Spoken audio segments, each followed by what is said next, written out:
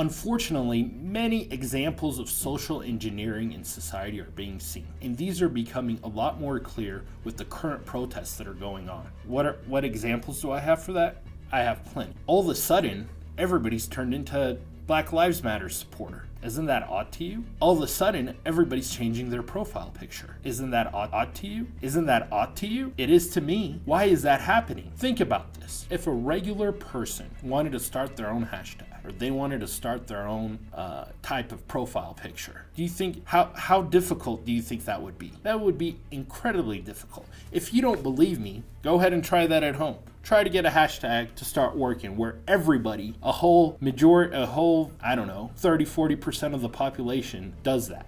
A whole 30-40% of the population uses that hashtag. That's incredibly difficult. What it shows to me is that this movement is systematic, and it will not, unfortunately, what it shows to me is that this movement is systematic, it's engineered, and unfortunately, mark my words, nothing will come out of it. So we must all be careful. We must all be careful. We must all be careful. We must all be careful on what type of language we use on the internet and in the protests that we are involved in. We must all be careful in the type of language that we use, that we don't cause disunity at all, whether it's in the streets or on the internet.